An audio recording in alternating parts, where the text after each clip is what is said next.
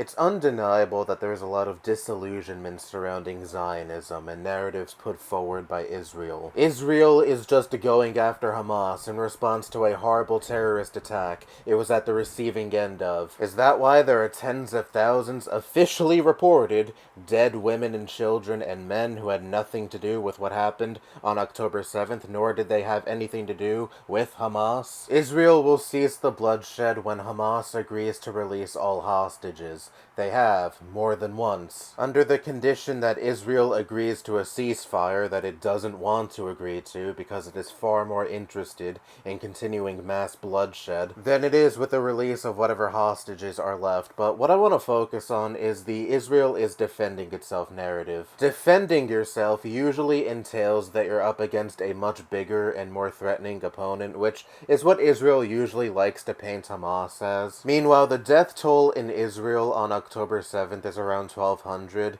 and the death toll in Gaza at this point is over 50,000. And that's the official death toll. Who knows how many bodies are unaccounted for that are buried under rubble or in other hard-to-reach places. But what I'm getting at here is it's hard to continue to paint yourself as the one defending yourself against an aggressor in the midst of an almost 2-year conflict now. And yes, I know, conflicts between Israel and the Palestinians span back to decades before October 7th, but when tensions reached an all-time high is what I mean. Anyway, it's hard to paint yourself as not the aggressor at this point when your body count is orders of magnitude larger than the supposed aggressors, and when the one just defending itself has damn near unlimited access to US-supplied bombs, guns, tanks, etc., and is also now in a conflict with Iran that Israel started, and they now really want American boots on the ground to fight for them in a conflict that, again, they started. And I brought this up in my ContraPoints video from last week, but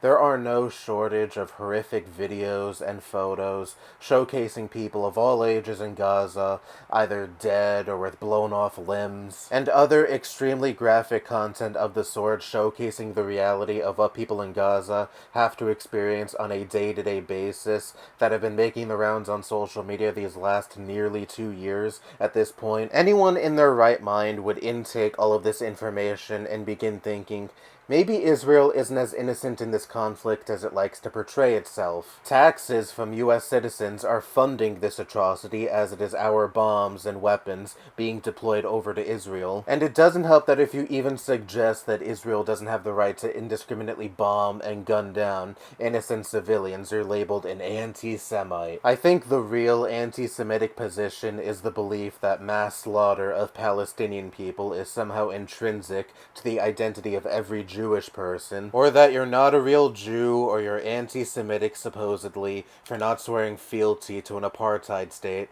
that was established less than 100 years ago. Not as many people are falling for the propaganda anymore because now we can see with our own eyes, via social media, the atrocities that Israel is carrying out, atrocities that this country funds, and people are rightfully disgusted by what they're seeing, and they're disgusted that the country they live in and pay taxes to is sanctioning Israel's atrocities, and much of the tax money this country receives from its citizens is being allocated to continuing to perpetuate the atrocities that Israel commits. The more mainstream media and political figures bang the drum of accusing people of supposedly being anti-Semitic for calling all of this into question and being disgusted by what is a clear-cut genocide, the less likely people are going to sympathize with the country carrying out said genocide.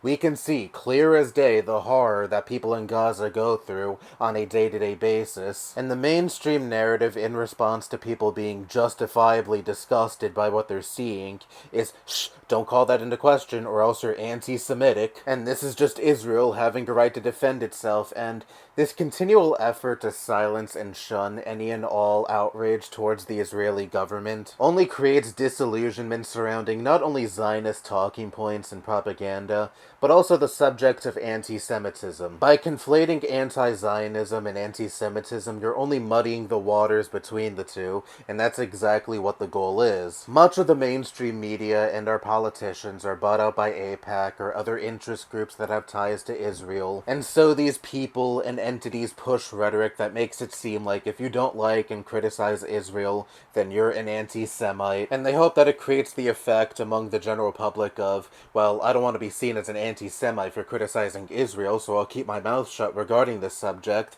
even if I do really have serious objections to what Israel is doing. Part of what keeps not only Israel's genocide in Gaza going, but the war machine in general going, is manufactured consent from the public. But from what I, and I'm sure many other people have observed, it's really not working that well anymore. One, I'm sure most people who aren't rabid Zionists understand that not liking the Israeli government and being bigoted against Jewish people as a whole are two completely separate things. But two, and this is the most important thing, legacy media doesn't have the same grip on society that it once had. We see the blown up corpses, we see the people without their limbs, we see children and people in general in Gaza starving because Israel blocks aid from going into Gaza. When your average person sees shit like that, they're not going to think, oh, those terrorists are getting exactly what they deserve. No, they're going to naturally feel disgust. And you're seeing this disgust be reflected in polls like the one CNN showed over a week ago,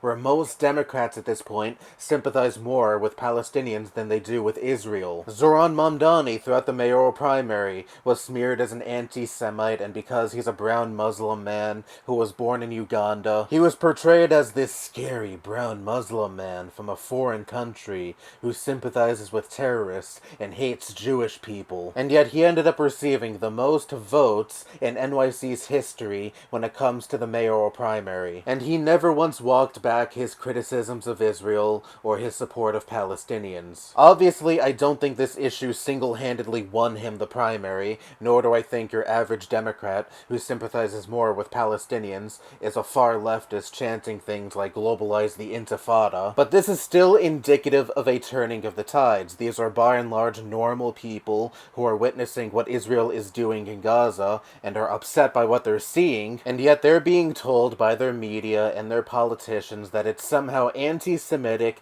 to be against ethnic cleansing. Baseless accusations of bigotry for having basic compassion is only going to invite even more outrage directed at the apartheid state you so desperately want to run to cover for. Zionist propaganda is not working like it used to, and is creating the inverse effect where the more people are told that they're anti-Semitic for not liking the fact that children and innocent people in general are being starved and killed off in mass, to support the country behind that suffering, because now it is more easy than ever to see the full, brutal extent of that suffering. Anyway, that's all I have to say. Bye-bye.